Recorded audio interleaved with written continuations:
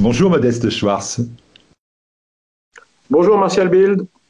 Ancien élève de l'école normale supérieure et linguiste, Modeste Schwartz, vous publiez Le magicien de Davos, vérité et mensonge de la grande réinitialisation.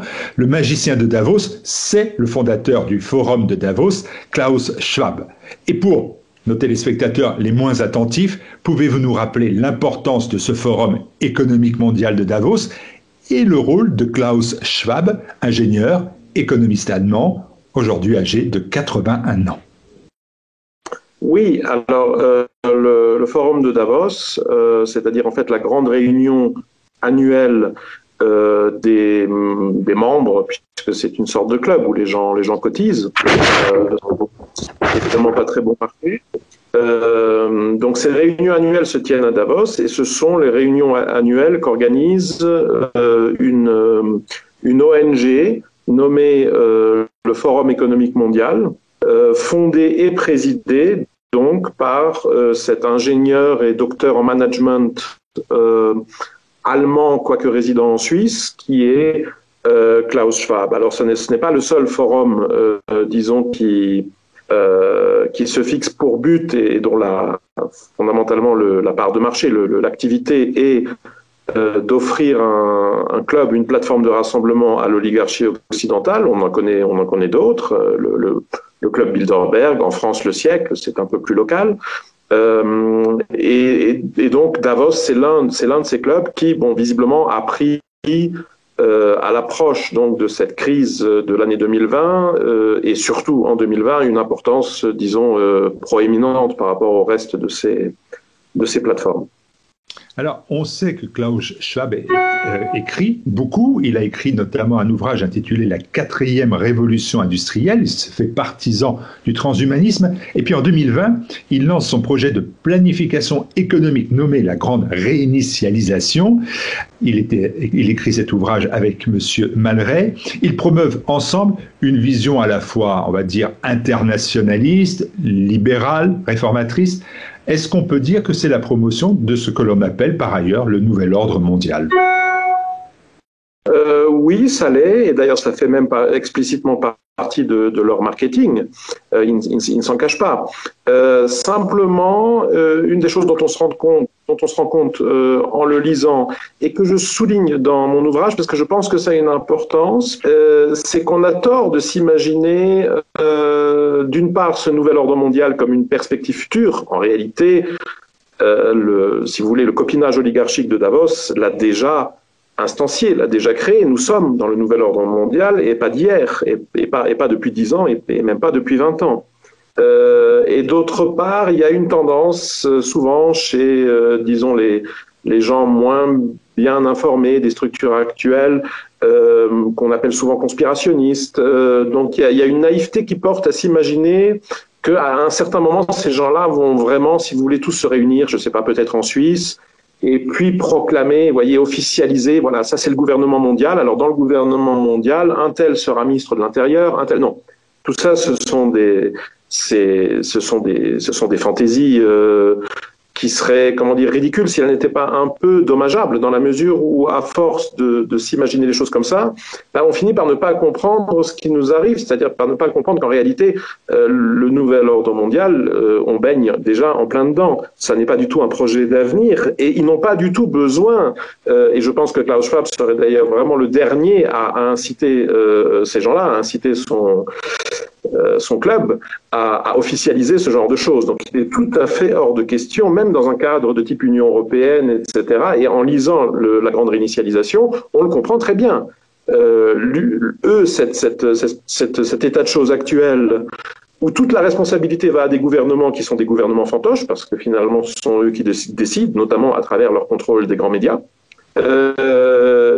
Donc, si vous voulez, eux ont tout le pouvoir et leur fantoche des diverses capitales nationales, toute la responsabilité, comme on le voit très bien en ce moment, hein, dans cette crise qu'ils ont en grande partie contribué à organiser, et dont la responsabilité, maintenant que les gens commencent à s'énerver, va systématiquement se retrouver sur les épaules des Macron, des Merkel, des Sanchez, etc., qui finalement sont, si vous voulez, un échelon hiérarchique en dessous de cette élite de Davos. Donc ça leur va très bien, tout le pouvoir et aucune responsabilité, c'est parfait. Alors, dans cet ouvrage, La grande réinitialisation, le Great Reset, Schwab et Malray publient ça en 2020, à l'automne. Ça passe quasiment inaperçu et c'est aujourd'hui que ça fait grand bruit. Et vous dites, effectivement, parce que dans ce livre, il jette le masque, c'est votre expression. Alors, qu'est-ce qu'il nous prépare, Schwab ?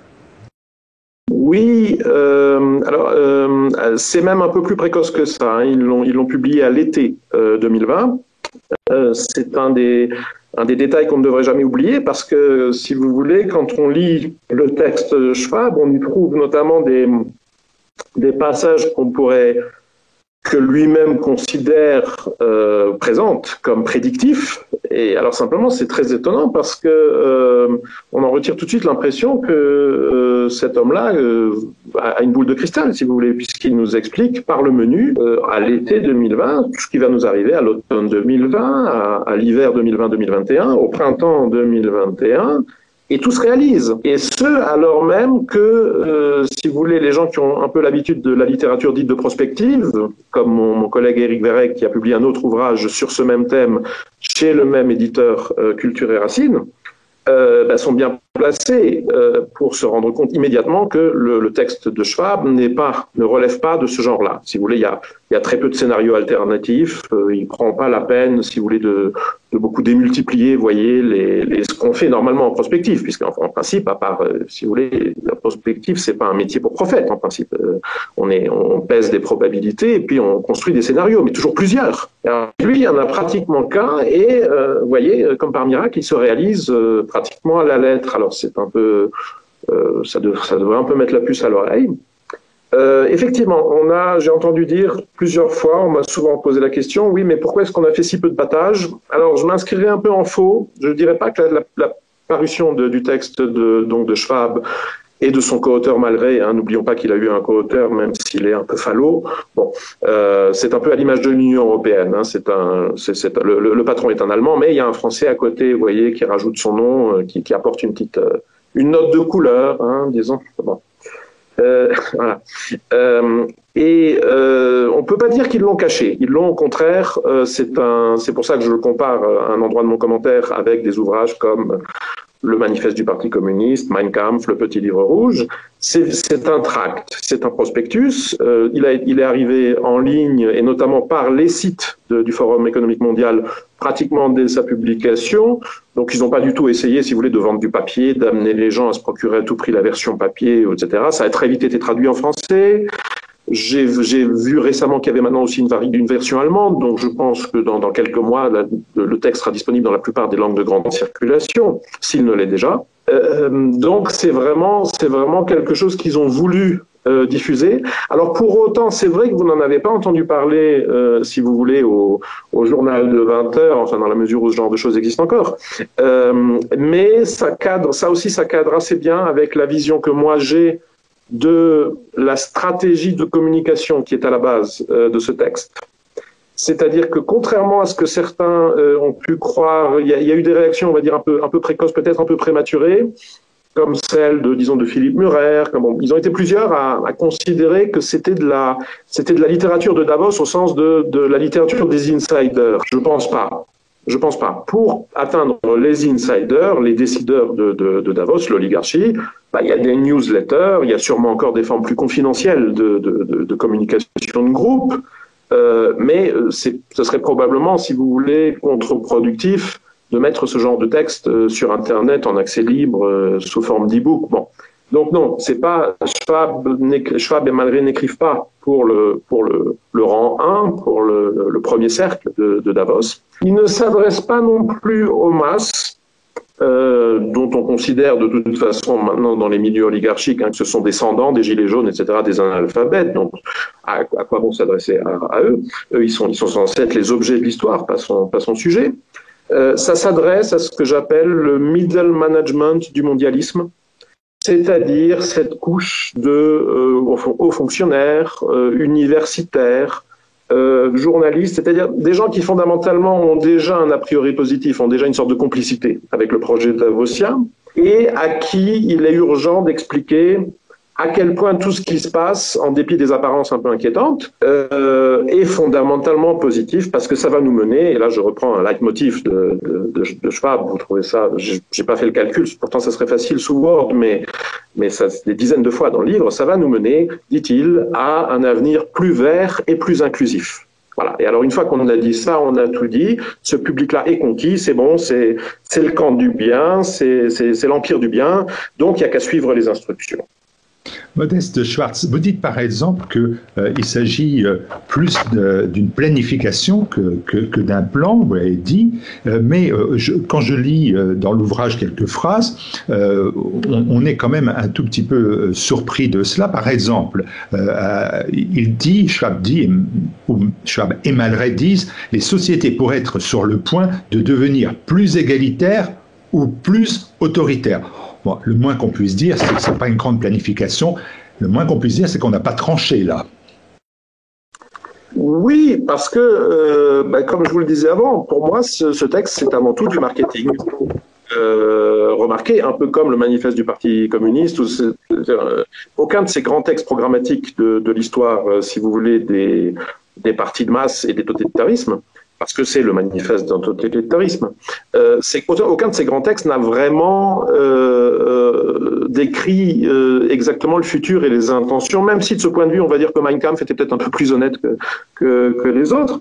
Bon, donc non, il ne faut pas s'étonner évidemment du vague, parce qu'effectivement tout ça est extrêmement vague. Sous des dehors scientifiques, c'est-à-dire que c'est un texte qui se fait passer pour de la futurologie, mais qui n'en est pas. Les notes, la plupart des notes de bas de page ne renvoient pas à des véritables études scientifiques, mais à des éditoriaux de presse de grand chemin, de type New York Times, etc. C'est-à-dire des gens justement que Davos influence. Donc c'est le principe de la chambre des échos, l'écho chamber. C'est-à-dire j'envoie un message et puis il me revient au bout d'un moment, et puis alors à ce moment-là déjà je peux citer, vous voyez, je suis objectif, j'ai une référence. Donc, que j'ai moi-même fabriqué en réalité. Bon. Et surtout, ce qui est très très gênant, c'est qu'il y a pratiquement rien de quantifié. Donc, si vous voulez, n'importe quel économiste, ingénieur, tombant là-dessus, se rend tout de suite compte. Non, ça n'a rien de scientifique. Il fait rêver. Alors, faire rêver, il dit, par exemple, c'est le reproche qu'on lui fait plus généralement dans les milieux qui suivent son activité, c'est la phrase où il dit « La pandémie du Covid-19 représente une fenêtre d'opportunité. » Une fenêtre d'opportunité, il rajoute « rare mais étroite pour réimaginer le monde ». Il n'est pas question de sortir du régime démocratique dans cette phrase-là. Si, et ça aussi, c'est comment dire, c'est un peu avoué à mi-mot dans le texte. C'est un autre passage qui a été beaucoup commenté parce que c'est vrai que là, le masque tombe un peu. Quand il évoque donc ce fameux trilemme de Roderick, je crois, d'un théoricien qui expliquait récemment que vous avez trois pôles, vous avez trois éléments qui sont la mondialisation, l'État-nation et la démocratie. Et visiblement, on peut en conserver que 2 sur les 3. Donc, soit on renonce à la mondialisation, et dans ce cas, on pourra continuer à avoir des États-nations qui fonctionnent sur un mode démocratique. Soit on renonce à la démocratie, et là, on pourra conserver des États-nations dans le cadre de la globalisation. À mon avis, c'est très clairement le choix de Schwab. C'est l'option de Davos. Il l'avoue à demi-mot. Si vous voulez, il y a des passages très cohérents que moi je reprends dans un chapitre que j'appelle la géopolitique de Davos, et où on se rend bien compte que non, il n'y a pas de projet d'officialisation du gouvernement mondial, surtout pas. Ce type d'influence de soft power leur va beaucoup mieux, parce que ça permet d'échapper aux responsabilités.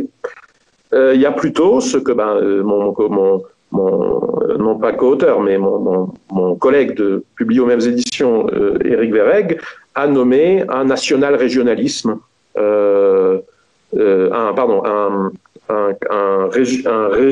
régiono-communisme, je crois. Enfin, voilà. Donc, c'est pas du socialisme national, c'est du socialisme régional. Alors, en comprenant bien que ce qu'il appelle région, ce sont des blocs régionaux. Donc, l'Union européenne pourrait en fournir un exemple. Bon, là aussi, on est un peu dans le fantasme, parce qu'en réalité, on se rend bien compte, surtout maintenant avec un an de distance, que les directives de Davos, elles sont suivies, si vous voulez, dans l'Union européenne, et encore, il y a quelques mauvais élèves, hein, il y a la Suède, bon.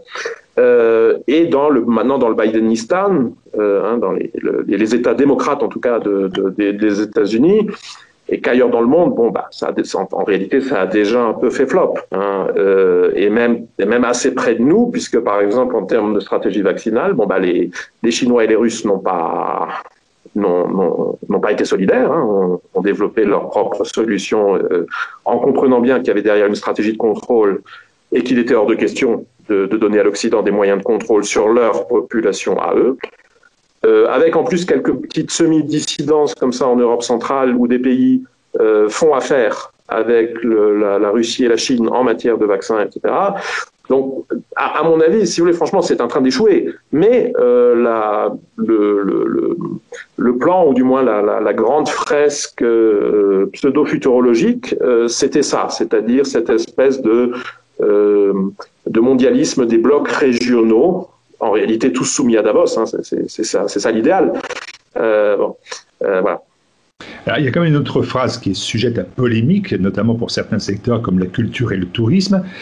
Il est dit qu'un retour à un environnement pré-pandémique est inimaginable dans un avenir proche, on est bien dans l'été 2020 quand cela est dit, et peut-être même après, dans certains cas. Et là, il y a certains qui voient dans cette déclaration la mise en place effective d'une forme de dictature sanitaire dont qu'il faudra accepter. Oui, comment dire, vous avez d'un côté Schwab qui vous explique dès l'été 2020 que 75% des établissements de restauration, etc., ne rouvriront jamais.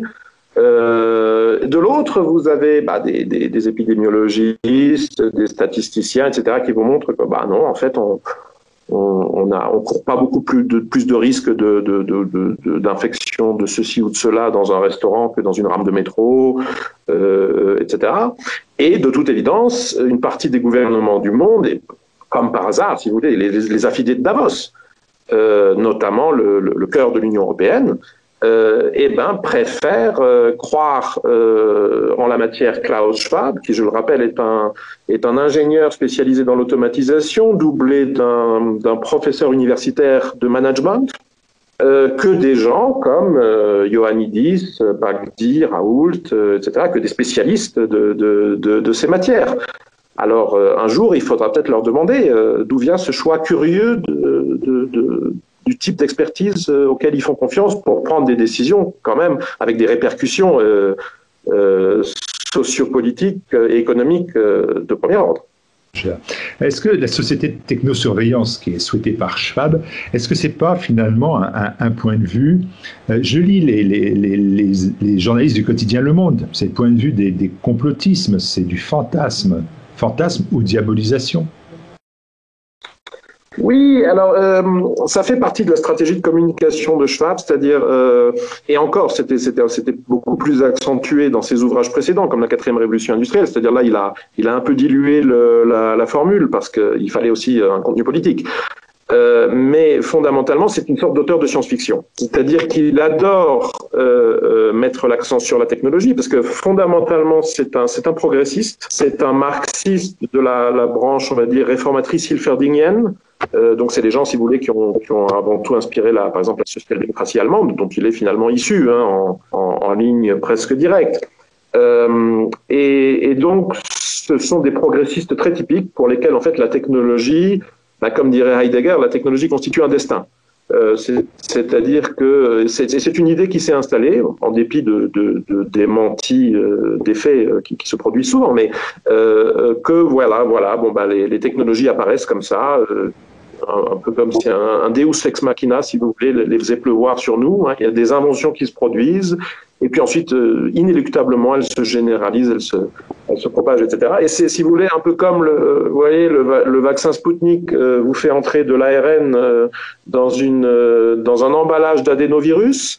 La stratégie de Schwab ressemble à ça, c'est-à-dire que en fait, il vous vend un programme politique qui est fondamentalement marxiste. Et il l'enrobe dans cette espèce de pseudo-futurologie à base technologique Alors ensuite, parmi les lecteurs, évidemment, certains vont être plus sensibles à la question du chip, du microchip. Est-ce qu'on va nous foutre des particules de ceci ou de cela dans le corps? D'autres réagissent plus à donc la question de la surveillance, vidéosurveillance, passeport sanitaire, etc. Il y a un côté supermarché, on fait son choix hein, dans la quincaillerie utopique, si vous voulez, de Schwab.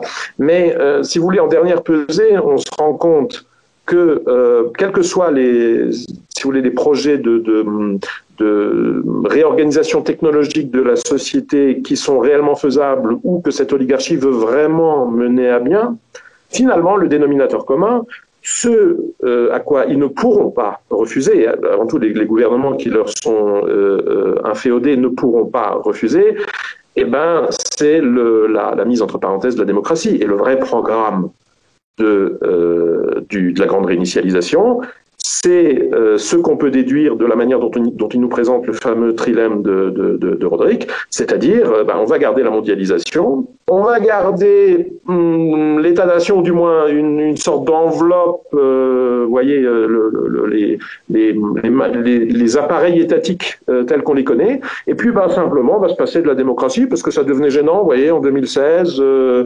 vous avez tous ces sans-dents là qui avaient commencé à cause d'Internet à avoir leurs propres idées sur la multiculturalité, que peut-être on pourrait peut-être choisir les populations avec lesquelles on a envie de vivre ou pas, que peut-être on peut avoir sa propre idée de ce qu'est une famille ou ce genre de choses. Bon, ce qui avait débouché sur surtout en 2016, des événements comme le Brexit, comme l'élection de Donald Trump, comme les réactions centre-européennes populaires et populistes à la vague migratoire, etc. Bon, tout ça n'a pas plu à l'oligarchie occidentale, c'est le moins qu'on puisse dire. Je pense que ça a été la grosse frayeur.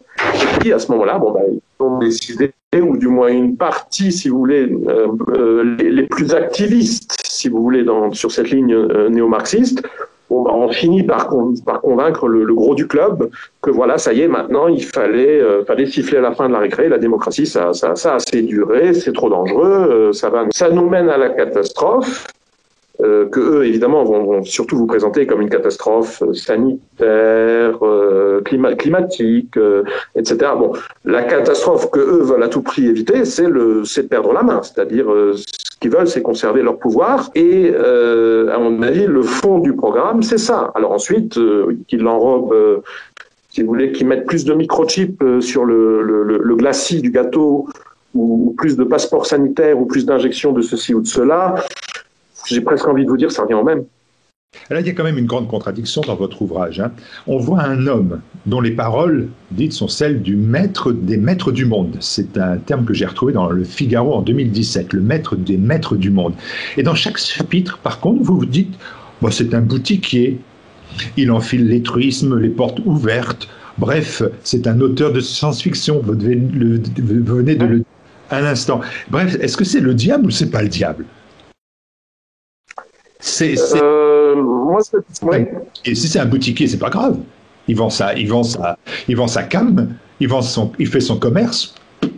Oui, moi je le décrirais, si vous voulez, comme le secrétaire général. Donc, si vous repensez dans la famille, on va dire dans la famille marxiste, fondamentalement, il y a eu une grande bifurcation, les léninistes et les non-léninistes. Les non-léninistes, c'était avant tout les austro-marxistes, les gens dont la pensée était principalement résumée par Rudolf Hilferding, etc. Les gens qui ne pensaient pas qu'il faille une révolution violente, une dictature du prolétariat, etc., mais qui, pour le reste, étaient parfaitement d'accord avec les bolcheviks. Bon. Dans cette façon de voir les choses et dans cette mouvance-là, Schwab a, si vous voulez, un peu le rôle qui était celui de Lénine avant la révolution russe. Avant 1917, Lénine, c'était quelqu'un de très écouté, mais c'était pas, si vous voulez, Lénine, combien de divisions même les finances du parti bolchevique, il faut s'en souvenir, c'est pas lui qui les tenait, c'était un certain Litvinov, qui avait des liens lui-même, enfin bon, ça nous mènerait trop loin. Et donc moi, c'est comme ça que je vois Schwab, c'est-à-dire qu'effectivement, à titre personnel, si vous voulez, il n'est pas multimilliardaire comme les gens qui l'influencent, comme les Gates, les Bezos, etc. À titre institutionnel, on pourrait presque dire qu'il c'est presque un monsieur tout le monde. Pas tout à fait quand même, puisqu'il y a quand même ce détail un peu que je trouve un peu inquiétant, qui est que son Forum économique mondial, enfin bon, c'est lui qui l'a appelé comme ça. Hein. Moi, je peux aussi, aujourd'hui, dans mon village suédois, former une association et appeler ça l'amicale mondiale bon, voilà. Et elle a quand même un partenariat avec l'ONU. Alors là, déjà, je trouve ça vous voyez, c'est comme quand on apprend que Bill Gates finance, je crois, à hauteur de plus de 40% ou un truc comme ça, l'OMS. Alors, du coup, mais attendez, c'est pas là, en revanche, c'est bien un truc interétatique, intergouvernemental. C'est institutionnel. Alors, que vient faire exactement à l'ONU le Forum économique mondial de Klaus Schwab? Là, il y a quand même une question. Mais en faisant abstraction de ça, c'est vrai que finalement, bon, ben voilà, si vous voulez, c'est un théoréticien, philanthrope, auteur de science-fiction, si vous voulez, suisse, qui donne son avis. Alors simplement, il le donne dans le cadre d'un forum où, très généralement, annuellement maintenant et depuis des décennies, à une date fixe, vous retrouvez, disons, le plus gros du capital financier occidental. On va inviter les téléspectateurs à se procurer cet ouvrage, Le magicien de Davos, vérité et mensonge de la grande réinitialisation. Une fois pour toutes, vous ne croyez pas, comme le dit Klaus Schwab, à une seule voie qui nous mènera vers un monde meilleur. Vous êtes ça, c'est une citation de Schwab qu'on a décidé avec l'éditeur de mettre en exergue, non seulement du texte, mais même sur la couverture, parce qu'effectivement, je pense qu'elle résume sa pensée et la dangerosité de sa pensée, parce que ce livre est un signal d'alarme. Attention, ces gens-là sont sincères, d'où le sous-titre, Vérité et mensonge. Pour moi, fondamentalement, ces gens-là sont sincères. Et c'est une forme de démence. Alors malheureusement, pas de démence, si vous voulez, ordinaire, psychotique, etc. Ils sont cultivés, intelligents, organisés, etc. Simplement, ils ont une vision de l'homme, de l'histoire, etc. qui, à mon avis, est aberrante et démente, et ils nous mènent à la catastrophe. Merci Modeste Schwartz. On retrouve cet ouvrage en vente sur la librairie de TV Liberté, sur le site tvliberté.com. Merci beaucoup de nous avoir répondu de l'étranger par le mode Skype. Merci à vous. Merci à vous. À bientôt.